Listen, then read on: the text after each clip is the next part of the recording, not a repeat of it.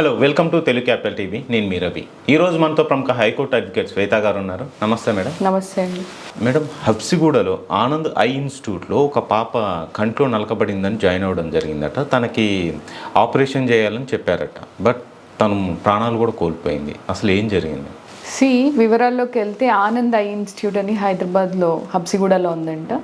రీసెంట్గా మనకు వచ్చిన ఇన్ఫర్మేషన్ ప్రకారము ఆ పాప కంట్లో నల్సేదో పడింది అని జనరల్గా హాస్పిటల్కి తీసుకెళ్ళడం జరిగింది. ఎప్పుడు మొన్న అర్ధరాత్రి 12 o'clock అప్పుడే తీసుకెళ్లారు. అయితే ఆ అమ్మాయిని హాస్పిటల్లో అడ్మిట్ చేయడము, సర్జరీ ప్లాన్ చేయాలి, ఇది తీయాలి అని అంటే సర్జరీ అనేది పర్ఫామ్ చేయాలి అని చెప్పారండి. సరే అని వీళ్ళు ఓకే అని చెప్పడము, ఆ పాపని అడ్మిట్ చేసుకొని వాళ్ళు సర్జరీ కూడా ప్రొసీజర్ స్టార్ట్ చేశారు. ఓకే, ఎప్పుడైతే అనెస్థీషియా ఇచ్చారో ఆ పాపకి అది ఓవర్ డోస్ అయిపోయి బ్రెయిన్ డెడ్ అయిపోయింది అని తెలిసింది. ఓకే, దాని తర్వాత సర్జరీ ఏం చేయలేదు. వెంటనే పానిక్ అయిపోయిన ఈ ఎవరైతే హాస్పిటల్ స్టాఫ్ ఈ పాపని రెయిన్బో చిల్డ్రన్ హాస్పిటల్కి పంపించేశారు. ఇక్కడ కింద పైన ఏం జరుగుతుంది అనేది ఇక్కడ పేరెంట్స్కి ఎవరికి తెలియదు. ఓకే, అక్కడ తీసుకెళ్ళిన విషయం కూడా వీళ్ళకి తెలియదా? రెయిన్బో హాస్పిటల్కి తీసుకెళ్ళిన విషయం కూడా తెలియదు వీళ్ళకి. అక్కడ తీసుకెళ్ళిన తర్వాత పాప బ్రెయిన్ డెడ్ అయింది అనేది కన్ఫర్మేషన్ అయిన తర్వాత మళ్ళీ తీసుకొచ్చారు. ఓకే, అయితే ఈ ముందే వీళ్ళని కొన్ని అనుమానంగా ఉండే క్వశ్చన్స్ ఏవో హాస్పిటల్ సిబ్బంది, ఆనంద్ ఐ ఇన్స్టిట్యూట్ సిబ్బంది వీళ్ళని అడిగారంట. మీరు ఫ్యామిలీ ప్లానింగ్ సర్జరీ చేయించుకున్నారా అని పాప తల్లిదండ్రుల్ని, మీకు ఎంతమంది పిల్లలు అని, ఇట్లాంటివన్నీ అడిగినప్పుడు కొంచెం ఒక అనుమానము, భయం వేస్తుంది. ఎందుకంటే పాప చిన్న పిల్ల కదా, 5 ఏళ్ల పిల్ల.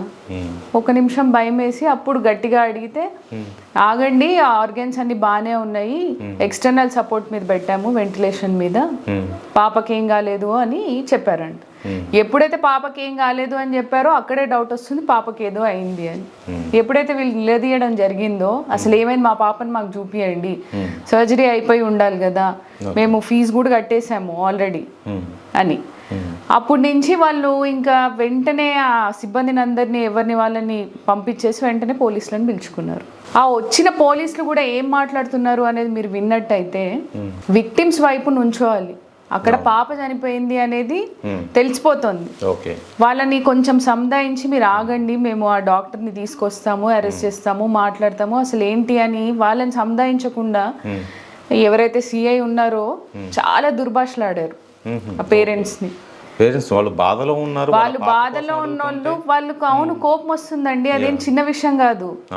పాప చనిపోయింది అని అంటే ఆ తల్లికి తెలుస్తుంది బాధ, తల్లిదండ్రులకి ఆ అగ్రెషన్ ఎలా ఉంటుంది, వీళ్ళ నెగ్లిజెన్స్ వల్ల చనిపోయింది అనిపిస్తుంది. సో ఎప్పుడైతే పోలీసులు వచ్చారో ఈ సిఐ ఆ విక్టిమ్స్ని వాళ్ళని కన్సోల్ చేయడానికో, వాళ్ళని లేదమ్మా నేను మాట్లాడతాను, ఈ పలానా డాక్టర్ ఎవరైతే రెస్పాన్సిబుల్ ఉన్నారో వాళ్ళని అరెస్ట్ చేస్తాను అని వాళ్ళకి భరోసాని ఇవ్వాల్సి ఉండగా, ఆయన హాస్పిటల్ వాళ్ళకి కొమ్ముగాయడము, వాళ్ళని విక్టిమ్స్ని వాళ్ళు ఏదో పెద్ద వీళ్ళు నేరస్తుల్లాగా ఆయన ఇష్టానికి వచ్చినట్టు దుర్భాషలాడము, మీరు విజువల్స్ చూసినట్టయితే మీకు అర్థమవుతుంది.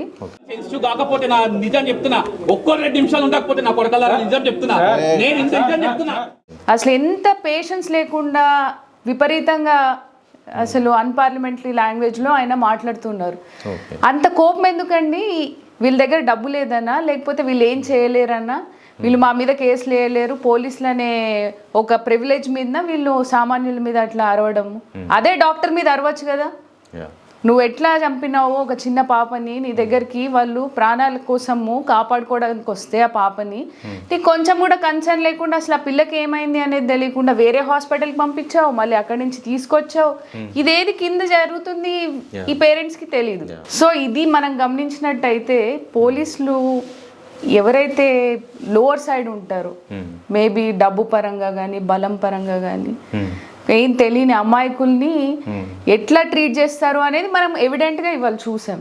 అండ్ ఇంకోటి, దీని డీటెయిల్స్లోకి వెళ్తే వాళ్ళ ఫాదర్, ఆ పాప వాళ్ళ ఫాదర్ క్లెయిమ్ చేస్తున్నారు, మేము యాక్చువల్లీ రాత్రి 12కి పాపని అడ్మిట్ చేసాము, కానీ వీళ్ళు ఇక్కడ 10:30 అని నోట్ చేశారు. పాపని మాకు తెలియకుండానే డిశ్చార్జ్ కూడా చేసేసారు 2ంటికి అని.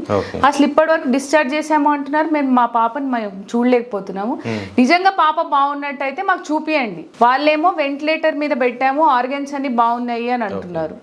ఇక్కడ నర్సులు వచ్చేమో మీరు ఫ్యామిలీ ప్లానింగ్ సర్జరీ చేయించుకున్నారా, మీకు ఎంతమంది పిల్లలు అని అడుగుతున్నారు. ఇదంతా సస్పీషియస్ గా ఉంది. సో డెఫినెట్ గా ఎవరికైనా కడుపు మండిపోతుందండి, పాప చనిపోయింది అన్నప్పుడు అరుస్తారు. కానీ పోలీసులు హ్యాండిల్ చేయాల్సిన పద్ధతి ఇది కాదు.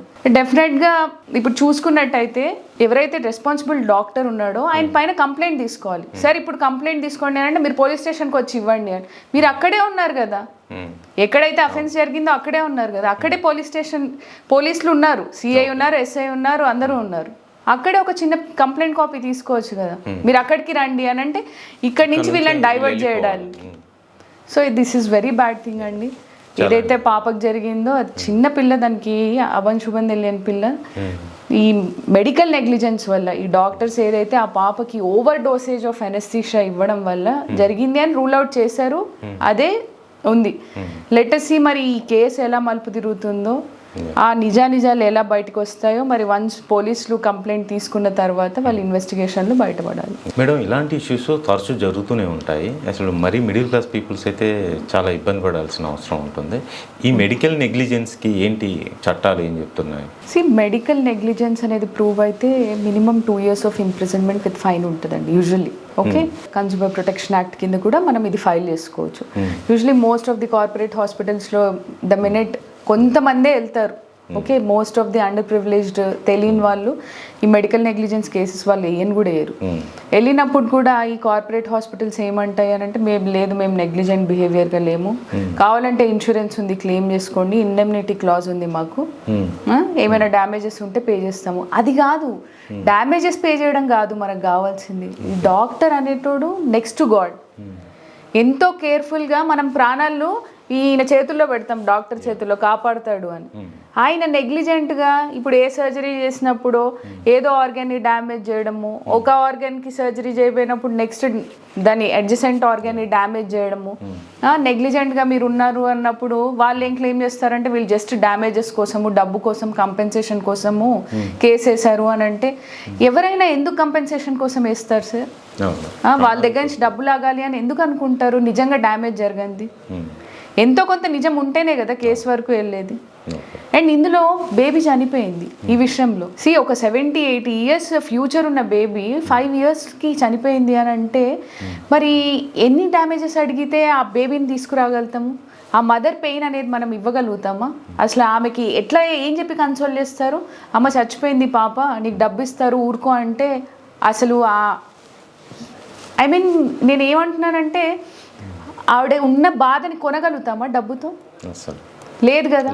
మనం ఏం చేసినా కానీ ఆవిడకి న్యాయం చేయలేము, ఆ పాపకి న్యాయం చేయలేము. డబ్బుతో అన్ని కొనలేమండి, ప్రాణం అసలు కొనలేము. ఇది వన్ ఆఫ్ ఎగ్జాంపుల్ అది. సో ఈ డాక్టర్స్ నెగ్లిజెంట్గా ఉండకుండా కార్పొరేట్ హాస్పిటల్స్లో చాలా వాటిల్లో మనం చూస్తుంటాం, దెల్ బి నెగ్లిజెంట్, నువ్వు డాక్టర్వా నేను డాక్టర్నా ఇలా మాట్లాడుతూ ఉంటారు. నేను డాక్టర్ అయితే నేనే చేసుకుంటాను కదా సర్జరీ, నీ దాకా ఎందుకు వస్తాను? ఇంత రూడ్గా మాట్లాడుతూ ఉంటారు. సో వాళ్ళు కూడా బాధ్యతగా ఉండి సమాజానికి సేవ చేసేటట్టు ఉండాలి. కానీ ఇంత రూడ్గా, ఇప్పుడు పోలీస్కి డాక్టర్కి ఏం తేడా లేదు ఈ విషయంలో. పోలీసులు ఎంత రూడ్గా మాట్లాడారో డాక్టర్స్ కూడా అంతే రూడ్గా మాట్లాడుతున్నారు. ఎవరు లేరు. డబ్బున్నోడికి కొమ్ము కాస్తారు అనేది ఇది బెస్ట్ ఎగ్జాంపుల్. Okay madam.